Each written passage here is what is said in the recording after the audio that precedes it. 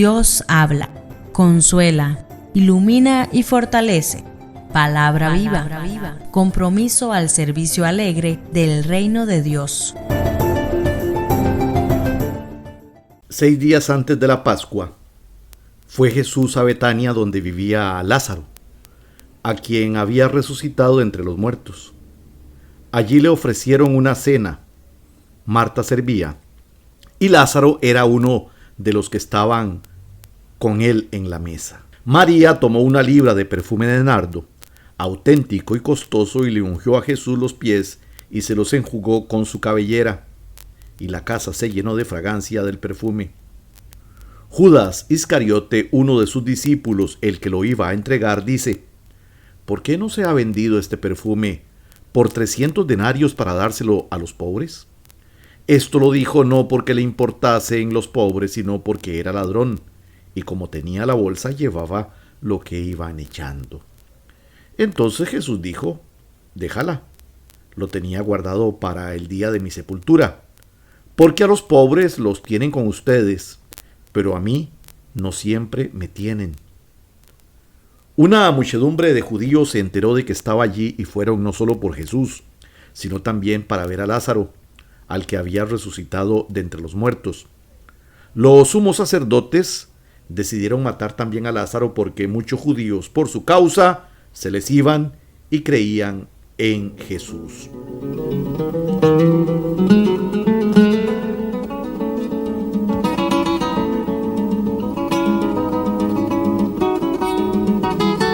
Marta servía y Lázaro era uno de los que estaban con él a la mesa.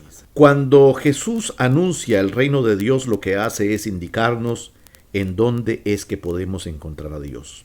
El anuncio de este nos indica que a Dios lo encontramos en lo humano, en ese anhelo de ser felices que al mismo tiempo se ve limitado por la presencia del sufrimiento. Así entonces Dios se hace presente en donde está la felicidad y se hace presente en medio de los esfuerzos que se hagan por erradicar el dolor. Jesús ha sido invitado a cenar en la casa de Lázaro. El detalle de Juan de definir que este era el que Jesús había resucitado es signo del logro de la felicidad. Lázaro es signo del triunfo de la alegría por encima del dolor. Sin embargo, estando en esa casa, que es expresión de la alegría más plena, que es la que se da en medio del encuentro fraterno. La casa de Betania es el lugar frecuentado por Jesús para descansar, para compartir su humanidad. En ella Jesús se muestra plenamente humano. La lucha por lo humano, por la superación de esa limitación existente en lo humano que es el sufrimiento, sigue. Por eso aparece María, la que ha servido la cena, ungiendo a Jesús, es decir, anticipando la pasión de Jesús, que es entrega en la que se compromete por erradicar el dolor. El reclamo de Judas, que se trata de un perfume muy caro, indica algo que es importante descubrir y comprender en esta Semana Santa. El conformismo, la vida cómoda, nos hace insensibles ante el sufrimiento humano. En consecuencia, nos deshumaniza. Judas piensa como los conformistas. Es necesario acumular para disfrutar. Piensa a partir de sí mismo.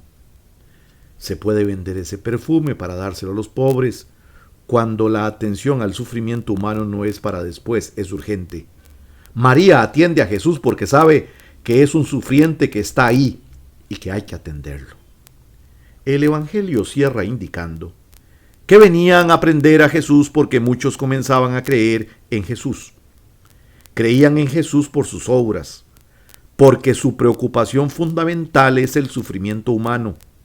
La comodidad de los hombres religiosos de Israel, que los hacía insensibles, les molestaba porque los sacaba de su propio orgullo, de su egoísmo.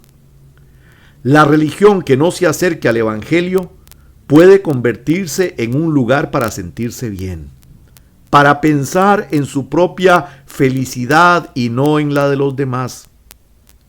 Es muy peligroso que detrás de gente muy piadosa, lo que existe es un deseo de mostrarse bueno, intachable, pero al final egoísta. Dios habla, consuela, ilumina y fortalece. Palabra viva, compromiso al servicio alegre del reino de Dios.